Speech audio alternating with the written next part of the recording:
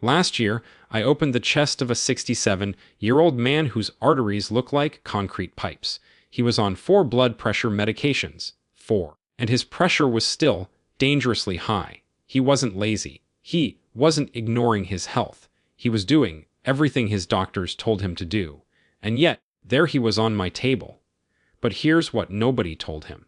And what I'm going to tell you today, the answer was sitting in his kitchen the entire time. 5 simple things.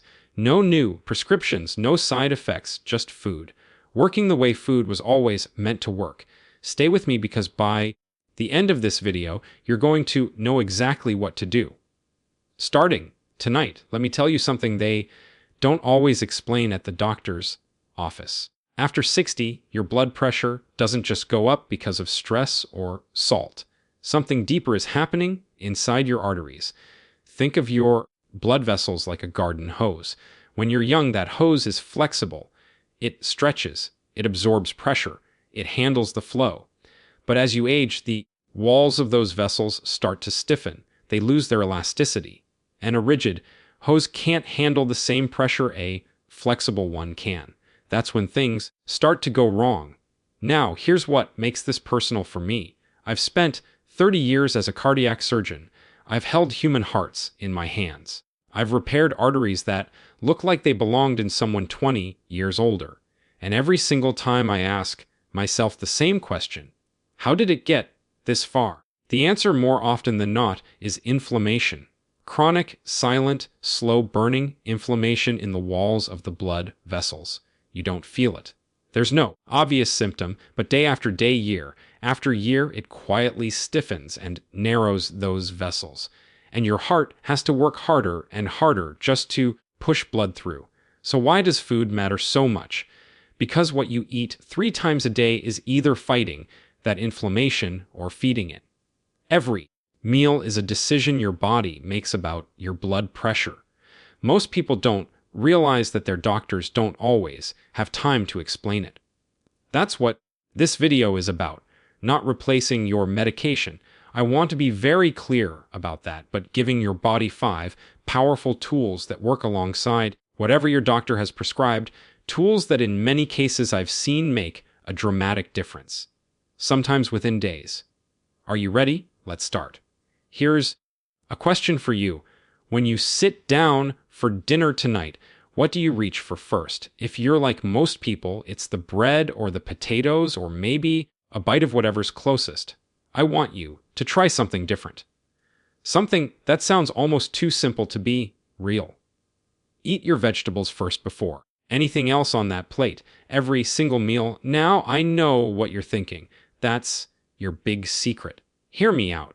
When you eat vegetables first, the fiber in those vegetables forms a kind of mesh in your stomach, a physical barrier. And what that barrier does is remarkable.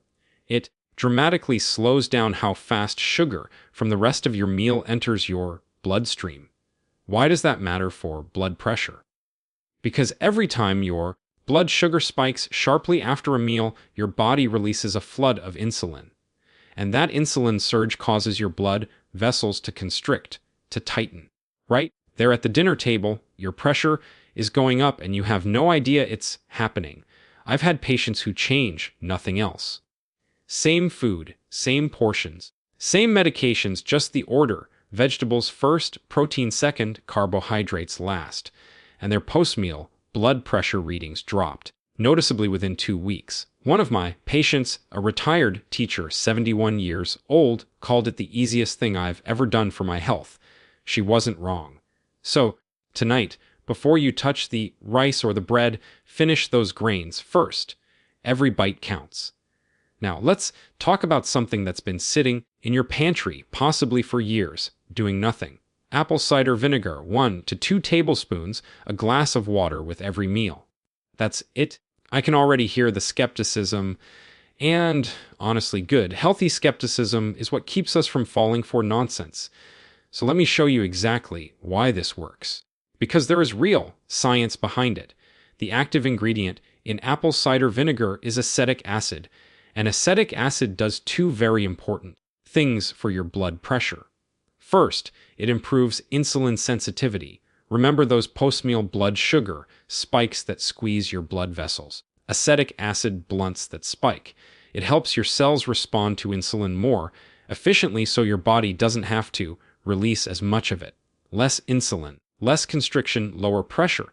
Second, and this is the part that genuinely excited me when I first read the research, acetic acid stimulates the production of nitric oxide in your blood vessel walls. Nitric oxide is your body's natural vasodilator. It tells your arteries to relax and open up. It's essentially doing what an entire class of blood pressure medications tries to do naturally for about $3 a bottle. Now, one important caution. Don't drink it straight. Always diluted in water, at least 8 ounces. Undiluted vinegar can damage tooth enamel and irritate your esophagus. Use a straw if you can, and if you have any history of stomach ulcers or acid reflux, have a conversation with your doctor before starting this. But for most people over 60, this is one of the simplest, safest additions you can make. 1 glass with breakfast, 1 with lunch, 1 with dinner. Give it 3 weeks and check your numbers. Have you ever tried apple cider vinegar for anything? I'd love to know in the comments what you've heard about it, what you've tried, what surprised you. Let me ask you something. Do you check your blood pressure in the morning? Most people do, but here's what almost nobody talks about. What happens to your blood pressure while you're asleep? For many people over 60, pressure doesn't drop the way it should during the night. It should go down. It should give your heart a rest. But in a condition called nocturnal hypertension, it stays high or it spikes. While you're lying there completely unaware, your heart is working overtime. Your arteries are under stress, and you wake up the next morning feeling tired and wondering why. Nocturnal hypertension is one of the most underdiagnosed and dangerous patterns I see. It's linked to a significantly higher risk of stroke and heart attack. And the troubling part is this. Your regular daytime readings won't catch it. You can have perfectly acceptable morning numbers and still have a serious problem happening every single night. So, what do walnuts have to do with any of this? Quite a lot, actually. About 30 grams, roughly 14 halves, eaten 30 minutes before bed, has been shown in multiple studies to meaningfully reduce nighttime blood pressure. And here's why. Walnuts are one of the richest plant sources of alpha-linolenic acid, a plant-based omega-3 fatty acid. They also contain melatonin and a compound called larginin. Together, these work to relax blood vessel walls, reduce vascular inflammation, and support that natural nighttime pressure drop your body is supposed to make. Think of it as a gentle signal to your cardiovascular system. It's time to rest. Stand down 30 14 halves, 30 minutes before bed. Write that down. It's one of the simplest things I recommend and one of the most consistently effective. Now I want to tell you about a flower, a deep red flower used in traditional medicine across Africa, Latin America, and the Middle East for centuries, and that modern cardiology has finally caught up with. Hibiscus tea. 3 cups a day. If you've never heard of hibiscus tea, you may know it by another name, sorrel, carcaday, or simply red tea. It has a tart cranberry-like flavor, and it is remarkably powerful. Here's the science. Hibiscus flowers contain compounds called anthocyanins and organic acids, specifically hibiscus acids. And these compounds act on your blood vessels in a way that is strikingly similar to a class of prescription medications called ACE inhibitor. You may have heard of ACE inhibitors. They're among the most commonly prescribed blood pressure drugs in the world. What they do is block an enzyme that causes your blood vessels to constrict. Hibiscus does the same thing naturally, without the cough that so many patients complain about as a side effect of the medication.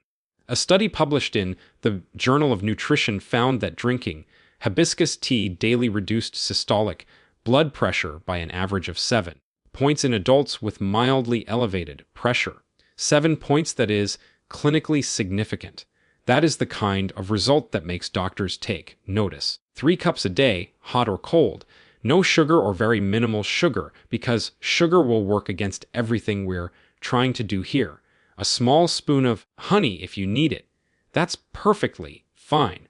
Now, one important note, if you are already taking ACE inhibitor medication, please talk to your doctor before adding hibiscus tea regularly, because combining a natural ACE inhibitor with the pharmaceutical one can push your pressure too low. That's not the goal. We want balance, not overcorrection. But for most people, this is a beautiful, simple, genuinely pleasurable habit. A warm cup of red tea in the morning, one in the afternoon, one in the evening. Your arteries will notice. What's your tea of choice right now? Let me know below. I'm curious how many of you are already helping your heart without realizing it.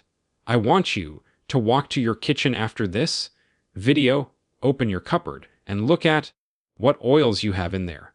Because what I'm about to tell you might be the most important thing in this entire video. And it's also the thing that food manufacturers have spent a great deal of money making sure you don't fully understand.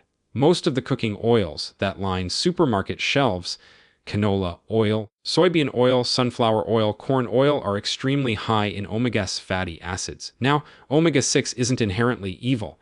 Your body needs some of it. The problem is the ratio. For most of human history, people consume roughly equal amounts of omega-3 and omega-6 fatty acids.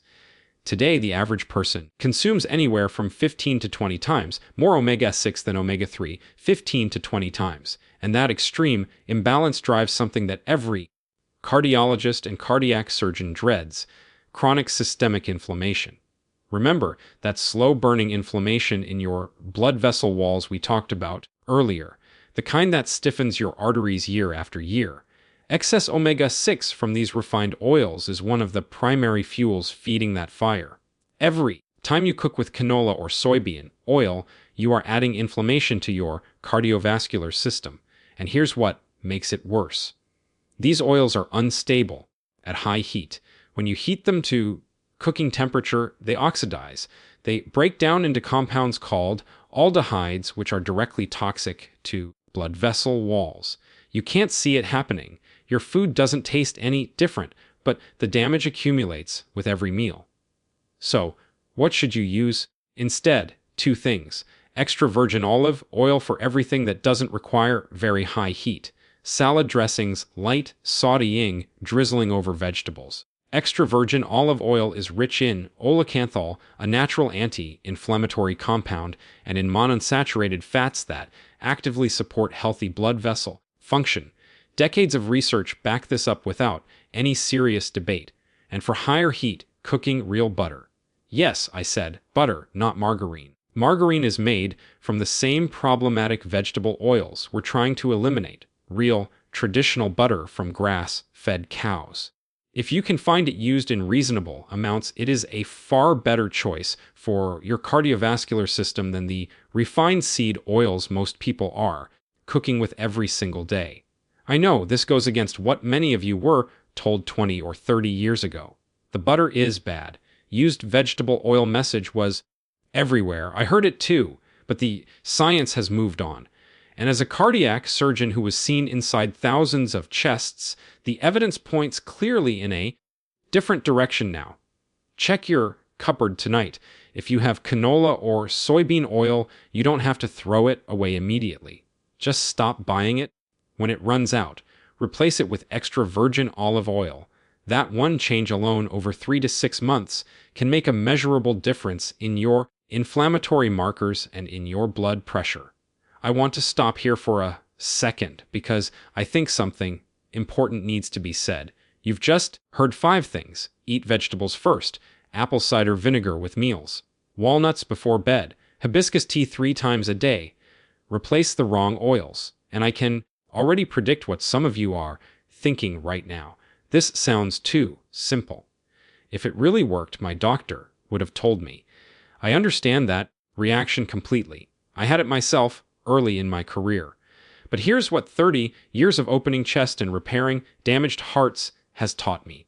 The most powerful interventions are almost never the most complicated ones. The body is not looking for complexity. It's looking for the right conditions to heal itself. And here is what genuinely shocks me even now. Every single one of these 5 strategies works through the same fundamental mechanism, reducing inflammation and improving blood vessel flexibility. That's it. That's the whole game. 5 different doors, all leading to the same room. The man I told you about at the beginning, the 67-year-old with the concrete arteries. After his surgery, I sat with him and his wife for a long time. We talked about all of this, every one of these 5 things. He made every change slowly, carefully in conversation with his cardiologist. 6 months later, he came back for his follow-up. His doctor had reduced him from 4 medications to 2. His inflammatory markers had dropped significantly.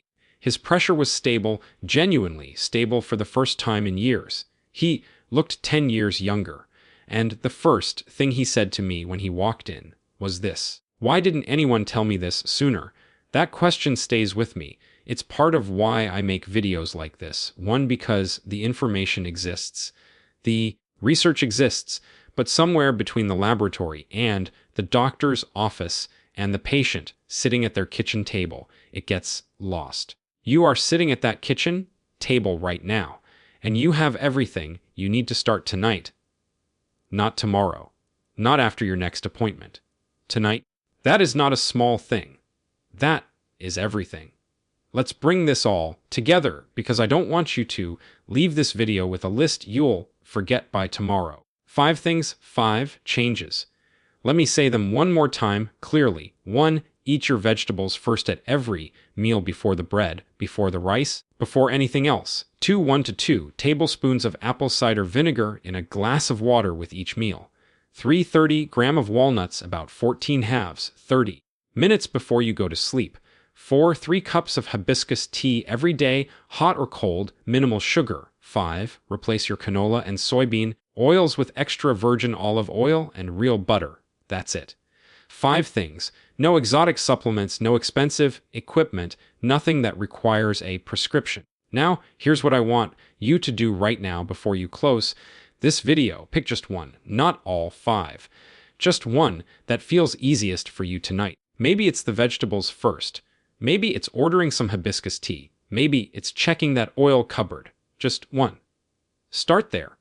Because sustainable change doesn't come from doing everything at once and burning out in a week. It comes from one small decision. Repeat it consistently until it becomes invisible, until it's just the way you live. I've seen this work, not in theory, in real people in their 60s and 70s and 80s who decided it wasn't too late to give their body better tools. It is never too late. Your blood vessels are remarkably responsive. Give them the right environment and they will respond. I'd love to know which of these 5 are you going to try first. Tell me in the comments. I read them. And if this video helped you or someone you love, please share it. There are people in your life right now who need exactly this information and have no idea it exists. And if you haven't subscribed yet, please do. Every week, I bring you honest, evidence-based information that I wish every one of my patients had access to long before they needed surgery. Take care of your heart. It has been working for you every single minute of your life without asking for anything in return. It deserves this. One last thing, and this is important. Everything I've shared today is general information based on current research and my clinical experience. It is not a replacement for your personal medical care. Please do not stop or reduce any medication your doctor has prescribed without speaking to them first. Bring this information to your next appointment. Have the conversation. Your doctor's your partner in this. And these 5 strategies work best when they work alongside proper medical supervision.